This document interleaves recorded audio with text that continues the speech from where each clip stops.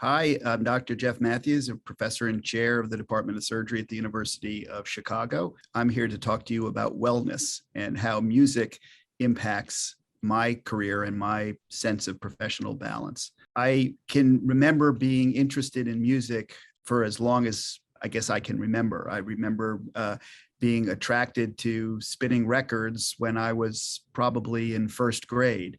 And being interested in the bands, how the music was made and what these sounds were. And I loved the whole image of music. I was a child, rock and roll fan. And I started being always very interested in songs and how they came together and what they said and how they made me feel. And whether it was something that I learned from them about a social commentary or a story from them, or just the sounds and the excitement of the music.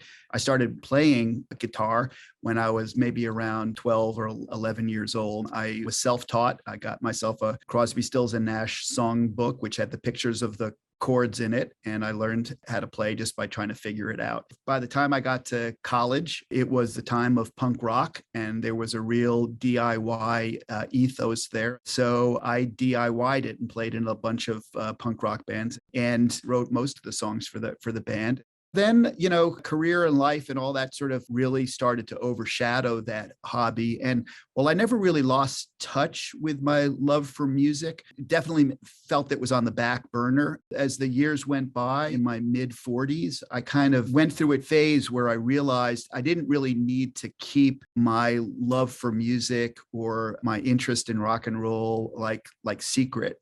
I mean, people who, were around me in the operating room or whatever sort of knew that I like to listen to my music and that I like to talk about music anytime I could. But I didn't feel like I was really pursuing it the way that I should allow myself to be able to do it. And really, at the encouragement of my wife and my kids, I started to really get back into music in a more serious way in my 40s. And so I found that there were these things called rock fantasy camps where you could go play in bands coached by like real rock stars.